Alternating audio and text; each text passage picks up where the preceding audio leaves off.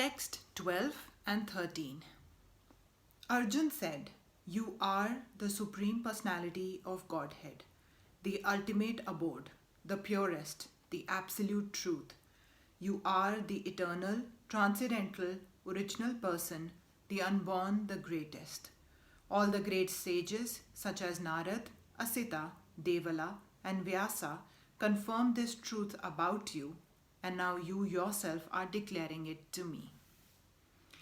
In these two verses, the Supreme Lord gives a chance to the modern philosopher, for here it is clear that the Supreme is different from the individual soul. Arjun, after hearing the essential 4 verses of Bhagavad-Gita in this chapter, became completely free from all doubts and accepted Krishna as the Supreme Personality of Godhead.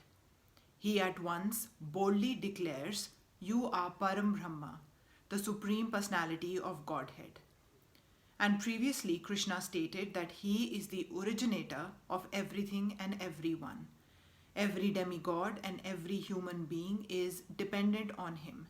Men and demigods, out of ignorance, think that they are absolute and independent of the Supreme Personality of Godhead. That ignorance is removed perfectly by the discharge of devotional service. This has already been explained in the previous verse by the Lord. Now, by his grace, Arjun is accepting him as the supreme truth in concordance with the Vedic injunction. It is not that because Krishna is Arjun's intimate friend, Arjun is flattering him by calling him the Supreme Personality of Godhead, the Absolute Truth. Whatever Arjun says in these 2 verses is confirmed by Vedic truth. Vedic injunctions affirm that only one who takes to devotional service to the Supreme Lord can understand him, whereas others cannot. Each and every word of this verse spoken by Arjun is confirmed by Vedic injunctions. In the Kena Upanishad, it is stated that the Supreme Brahman is the rest for everything, and Krishna has already explained that everything is resting on him.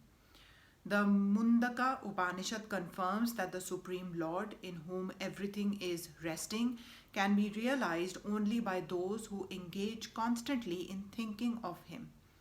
This constant thinking of Krishna is smaranam, one of the methods of devotional service. It is only by devotional service to Krishna that one can understand his position and get rid of this material body. In the Vedas, the Supreme Lord is accepted as the purest of the pure. One who understands that Krishna is the purest of the pure can become purified from all sinful activities. One cannot be disinfected from sinful activities unless he surrenders onto the Supreme Lord. Arjun's acceptance of Krishna as the Supreme Pure complies with the injunctions of Vedic literature. This is also confirmed by great personalities, of whom Narad is the chief. Krishna is the Supreme Personality of Godhead, and one should always meditate upon him and enjoy one's transcendental relationship with him. He is the supreme existence. He is free from bodily needs, birth and death. Not only does Arjun confirms this, but all the Vedic literatures, the Purans and histories. In all Vedic literatures, Krishna is thus described as the Supreme Lord himself also says in the 4th chapter. "Although I am unborn, I appear on this earth to establish religious principles." He is the supreme origin. He has no cause, for he is the cause of all causes, and everything is emanating from him. This perfect knowledge can be had by the grace of the Supreme Lord. Here Arjun expresses himself through the grace of Krishna. If we want to understand Bhagavad Gita, we should accept the statements in these 2 verses. This is called the Parampara system, acceptance of the disciplic succession. Unless one is in the disciplic succession, one cannot understand Bhagavad Gita. It is not possible by so-called academic education. Unfortunately, those proud of their academic education, despite so much evidence in Vedic literatures, stick to their obstinate conviction that Krishna is an ordinary person.